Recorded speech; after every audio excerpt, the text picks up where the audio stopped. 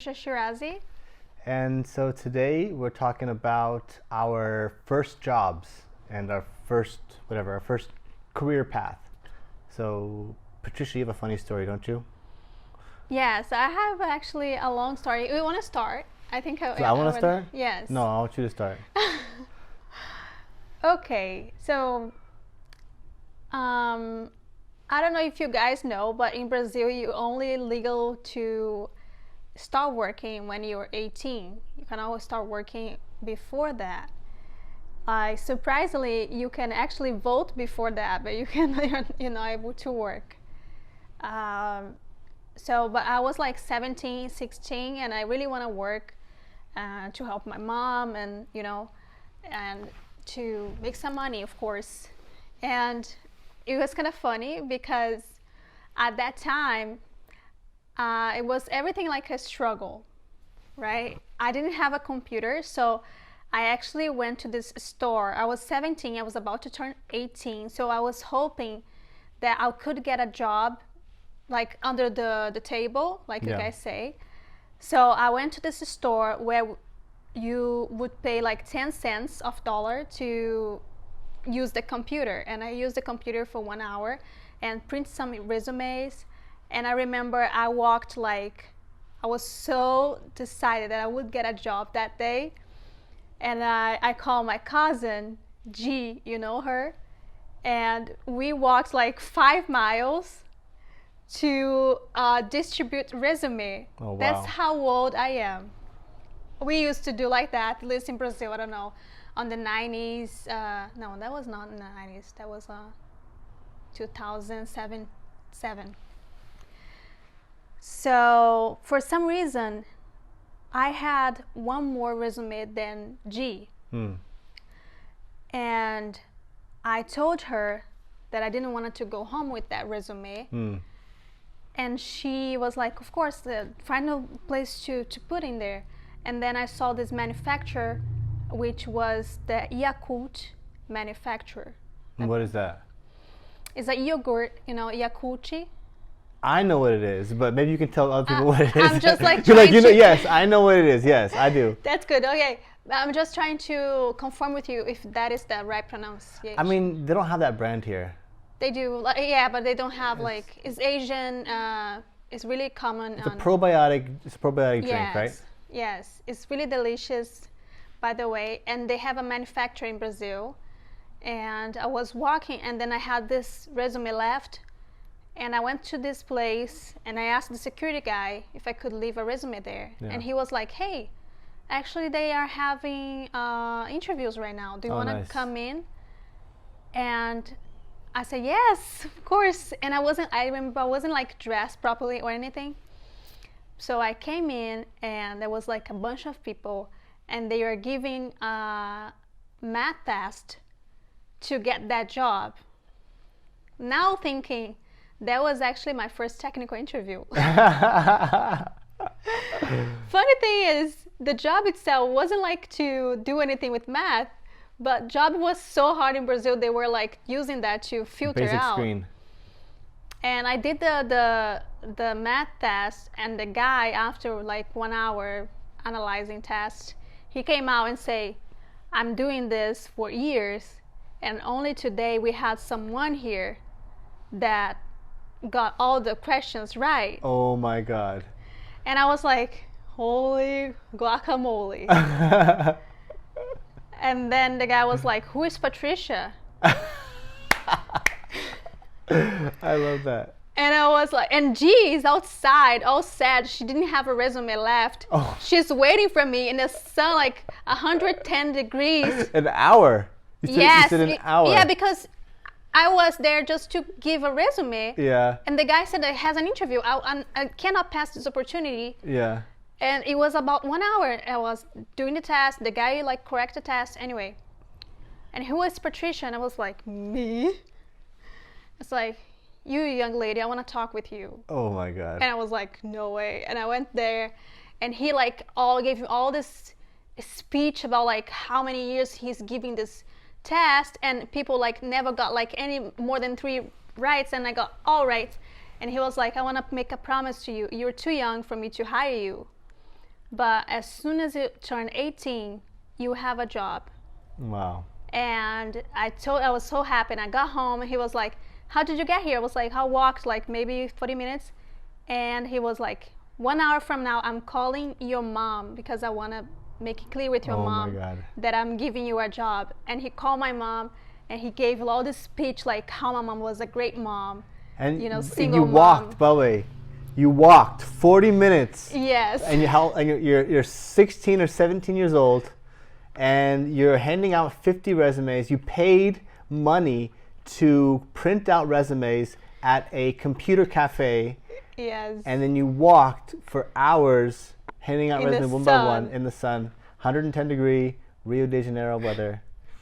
And my mom just got this call from this guy, and she was emotional, like, because the guy was so like impressed. Complimenting you, very impressed. And of course, like, when I turned 18, right, sooner than that happened, and I got a job, and I sold Yakult as my first job. So that's basically my story. Which was a terrible job, right? It was a very challenging job, but I'm really grateful for that job because it gave me a vision of life that I didn't have. I never had got into a bus by myself without my mom, so that obligates me to see another, people and perspectives, and I stayed for the job like only 6 months, but I think it was a good story. Yeah. And what kind of sales were you doing? That was so it was the first time I've heard something called FIFO, or first in, first out, the queue, that now I know in computer science. But my job was basically do this on Yakult. The first in, you put it on, first in is back. Yeah. And you're just gonna replace that so people can consume the oldest product first. I would do that, replace it, and I would sell to the store and try to get a best place to display Yakult so people could buy more.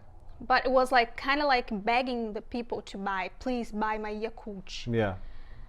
And it was very challenging, but I think it was great for my communication skills, and just see. I hit the target in the first month, and I was like, I'm superhero. Am I better than everyone? I mean, I could sell freaking Yakult to a bunch of people and get to the mark, to the target. So it was good for me to know that I could do this kind of things, And how much money did you earn?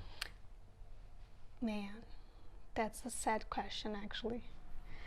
I know my first salary was 368 reais. Reais. And what is that in dollars? $10. No. $80, right?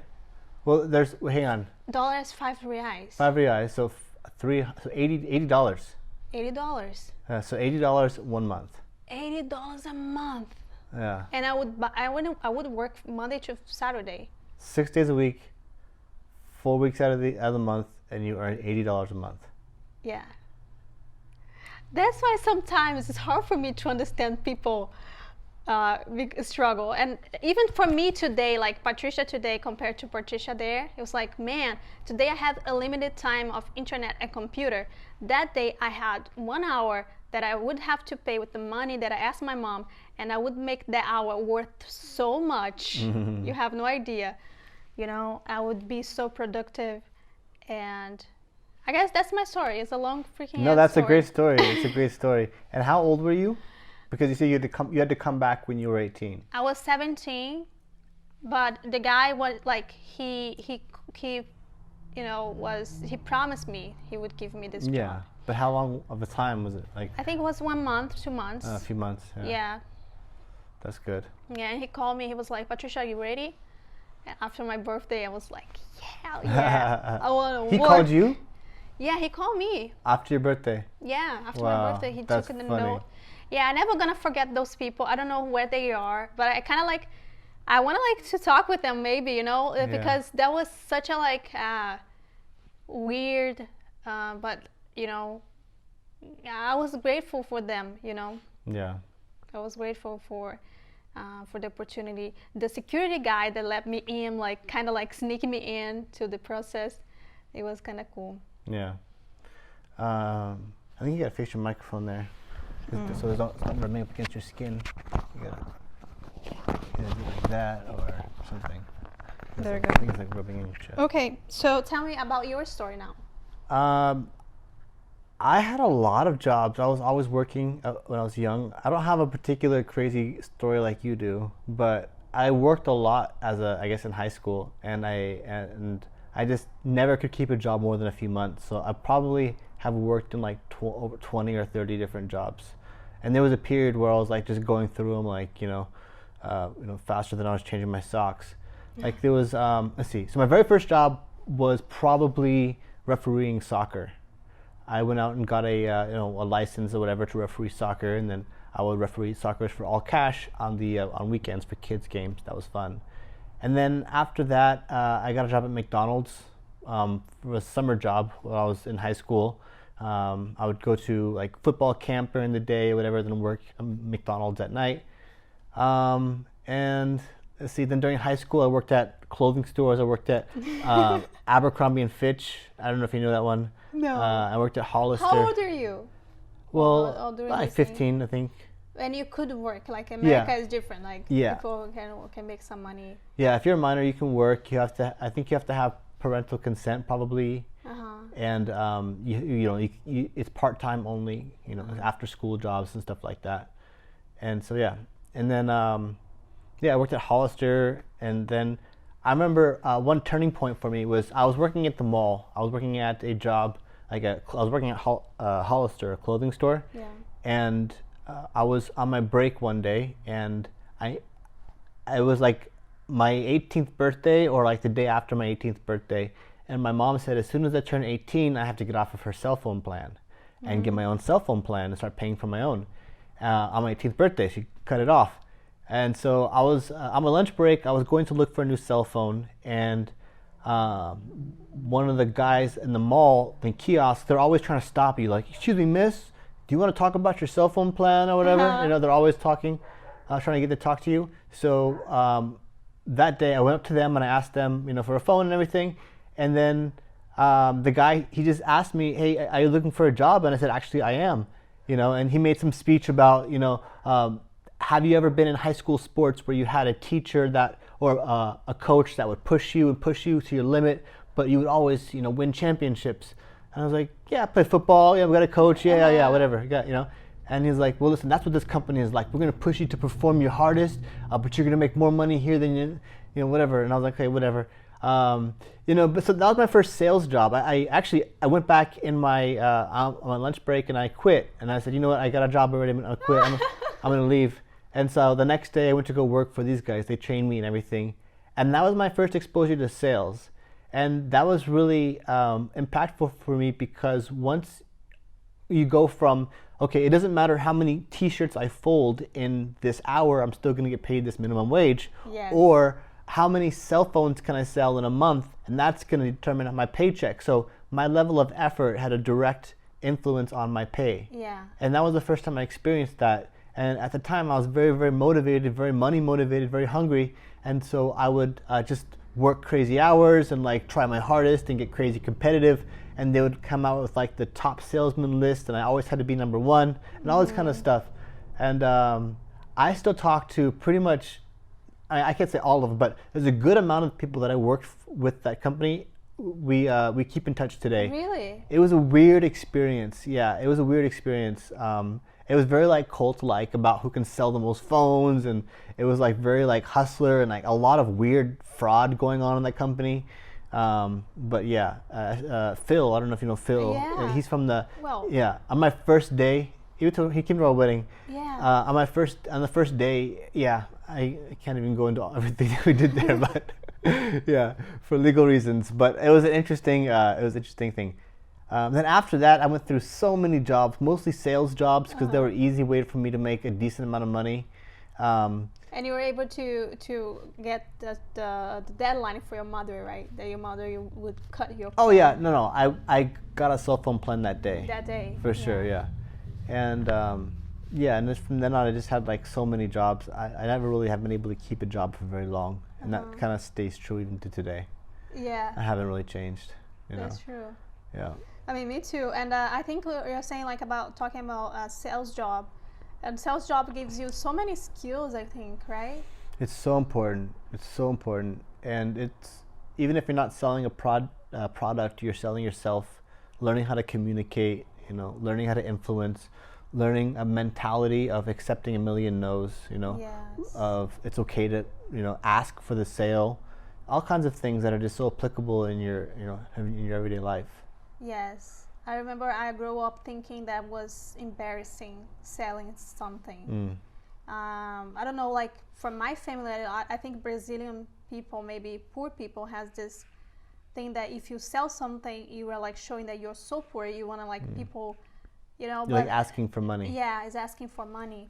But when you work on sales for a company, for a corporation, you see that it's all about that. People don't care. People like gonna ask you to buy the product. Yeah, You know, yeah. that's the whole point. That's exactly the point. Yeah, yeah, exactly. And it's good for you. And you kind of, for me, I blocked and I destroyed this silly thing that you Yeah. cannot ask for, you know, for selling, for fix buying this. things. I don't know what's going on here. Maybe it needs to go inside. Go Right this there. way. Take this. I did that. I know what's happening. There. Oh, thank you. Yeah. So that store was the store that you work on with cell phones, right? But Yeah. you didn't like fix phones or anything. No, I like didn't that. fix phones, but that later when I was fixing phones, it was because my manager was working at a phone repair shop. So it was like still a network from that one place. I keep in contact with a lot of those guys today. Nice. They're all doing interesting things, you know, because like the top salesmen, we would all hang out together and stuff. You know, it was very cult-like. It was kind of interesting. What did you learn, like about life? About life. Yeah, there's like a life lesson. I felt one of the biggest things I had to deal with was the emotional ups and downs of being in sales, because you know, some days you're hot, and some days you're just not, and some days TikTok vibes. TikTok vibes, yeah, exactly. You know, but that can't keep you from not asking for the sale. You know, that can't keep you from not posting TikToks. Yeah. And just I remember some days I'd be like, you know, I would just kill it for a couple of weeks or whatever, and then I would go a couple of weeks with no sales, and I'm like, what's wrong with me? Maybe people don't like me anymore. Maybe it's the way that I'm saying things. Maybe I should go back to the way that I was selling a couple of weeks ago. What did I change between then and now? You know? And these jobs, so much of your paycheck is determined by commission and your sales. Yeah. In fact, in that particular job, it was 100% commission. So not only did it, you know, affect your psyche, but it also affected your paycheck, Yes. you know, in your wallet, and that also is a negative spiral. That's so interesting. But how did you like find out that was not with you the problem? It was like more about the time. Did you like learn this lesson, or? I don't think I ever got that far. I see. I just remember contemplating it, like, what am I doing wrong? What could I be doing differently? What did I change? You know. I see. And also, there's a science to sales. Obviously, I didn't realize that. But I started reading. I started, you know, focusing on it. I started trying to become a better salesman. I would read sales books. Yeah. You know, I would like, you know, watch salesmen's videos or whatever. I would watch the top salesmen, ask what they're doing. That's you know? cool. I would practice my pitches and stuff like that. That's you know, cool. because and it wasn't even about the money, actually. I think it was more about just being number one. Yeah. They had this, you know, this weekly or whatever rankings that would go out, and we all just wanted to be number one. They had this Century Club thing, and it was like, if you sell 100 in a month, you get a bracelet, and you're in the Century Club. You know, it was so weird. Oh man, that's Yeah. so cool. And it's right, like the guy told you when he offered him the job. Yeah, that's true. It really was that kind of mentality. I wonder what the guy's doing today. I don't know what he's doing. I haven't caught up with him, but he was a cool leader. You know, and like leadership in general, I learned a lot from that. You know, and I even I kind of like see their leadership styles in me today when I am, you know, acting as whatever, a manager or a mentor or something to somebody else. I can see like the way that they were talking to me. There's an element of that in me talking to this other person. That's kind of how leadership is in general. You have to learn from the people that you've had those experiences with. Yeah, that's true. you're like saying about like being the number one. I think that's something that motivates me too. Like, not motivates me being a number one, but I think it's like cracking the code, cracking the what is this, like, am I able to I don't know, to achieve my my top perform, like, Yeah. what should I do? And I think that kind of feeling can keeps you motivated about something, like Yeah. TikTok or sales, or I don't know, anything that you engage, like jiu-jitsu or anything like that. Yeah, definitely. There's a puzzle aspect, and you seek mastery over that, and it's just like a challenge. That's why people sit down and do puzzles. It's just something to keep their mind occupied. Yeah, that's something I like about math. Like even though I'm not really good on it, but anyway. So let's talk about notable TikTokers of the week. Okay. You go first. Oh man, I wasn't really You hadn't even thought of one yet? No. Oh, come on. Okay. Go for I'm it. gonna do like the top of my head here. Man, what is going on with the Oh, Jeff Corrett. Jeff Correa? What is going on? Like, the guy literally yesterday was posting what should you do to get viewers and followers, like the top trends. This trend here is like going on fast. You should do it, getting it now. And out of the sudden, someone asked him about Bella Porsche, yeah. Bella Porsche. And he started doing this. Yeah. And he can't stop doing it. Yeah. Now his page is all about that. I didn't unfollow him because it kind of like I get obsessed, like how he doing so great, doing the same shit. Yeah.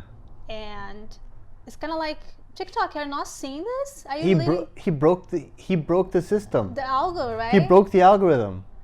He got a 30% increase in a couple of weeks. Doing this. He went from 1 million. He's like, I made 1 million, and now he's at 1.3 million. It took him what, 18 months to get to 1 million, and it took him 3 weeks to get to 1.3 million. Yeah. I mean, he broke the algorithm. Jeff, if you ever see that, you genius. TikTok, if you ever see that, ban Jeff. Just kidding. Yeah, so I guess the juice is that, apparently he had this trend, right? He made this, I don't know if he made it or not. He says he made it. Okay, the one where it's like this. Yeah. He says he made that trend. And then Bella Porsche apparently did it. And she blew. And she blew up.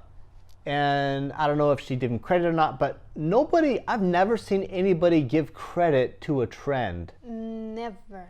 Maybe like, you use somebody else's sound, or if you are inspired by somebody's video, like New Main, you put like inspired by this person.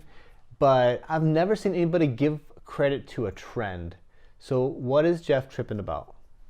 I don't know, but I think he's using that to, engage more and to. I think like here's my feelings about Jeff. He's a very like reasonable person. He doesn't give a shit about people like taking his trend, but he is like trying to use that, which I think is pretty smart, Yeah. And Bella Porsche, another way, I think she is amazing because she has a song that literally went viral. The lyrics that say that if you expect perfect, I was not built for you. But Bella, you're freaking perfect. I mean, you made yourself perfect. What the hell is that? Right? If you see like Bella Porsche, like old pictures and how she looks now, she literally did what she said to not do on the song. Like so she had like some changes. Yes. Yeah. She was pretty, but she's not like she did exactly like following the patterns, I see. But it doesn't matter. I just want to talk about Jeff. Yeah. And I think he's. So yeah, Jeff is interesting. Yeah. But I'm curious what's going to happen with him. He said he was going to stop at 1.3 million, but he still hasn't stopped yet.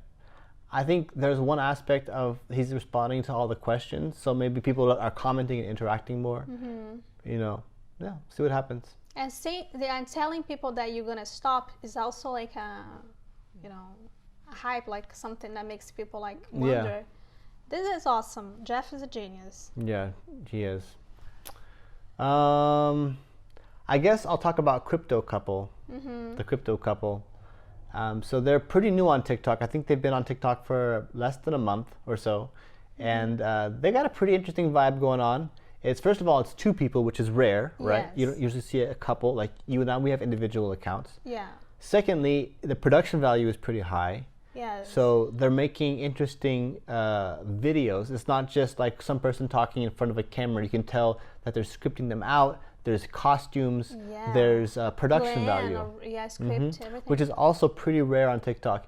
And sometimes you'll see it on TikTok, but usually it's like one out of every couple of different videos. But theirs seems to be pretty consistent with the high production value, which is interesting. Let's see if they can maintain it, because they have only been on the app for 1 month, but they've been making some good progress, so it'll be interesting to see. I did challenge them to a debate though, because they are very like pro crypto, and I mean obviously like everyone else. Not that I'm anti-crypto, but I do like to have constructive conversations with people that have like strict convictions in their beliefs. And some of their Bitcoin content I didn't quite agree with, so I would be interested in having like a live debate with them, and could be interesting. Could be like couple versus couple. Man, I don't know what to say, because first two of all, versus two. They show up on my for you page, and I was like, it's kind of like so cool. They are a couple. They look good. They are young. They have this story behind all the TikToks that is amazing. I'm kind of like curious to know how far they can go, because honestly, seeing crypto, I kind of like, okay, what else you have to say about crypto? Like you're telling like people don't like crypto, what boomers think crypto is nothing. Okay, you already told that. You already have this joke. Yeah. So what else? So I'm kind of like, I'm following them because I want to know how far they're gonna go, but it definitely caught my attention, like all the production, and I think they have potential, like. Yeah. But I think TikTok is one of those apps where production value definitely helps, but I think you don't need production value on TikTok. But it definitely helps. And I think they have a high level of humor, so not everyone's gonna get it. Yeah. And because people like on a hype of crypto, but they watch a video, but it's a very niche humor too, right? It's not like the humor that's, if you aren't understanding all the inside jokes about crypto, you may not find it very funny. Yeah. Exactly. But I'm curious too, and I think they show up on the For You page of a lot of people. They definitely grow this week. Yeah. What else were we gonna? No, I think that's all our plan. Wasn't there a third thing? No. Yes, there was. There was a first jobs, like interview, and we already covered that. Interview, which we didn't really. I think that's good. Sounds good. So we'll call it a wrap. Yeah. All right. Thanks, guys, for hanging out. Thank we'll talk to you later.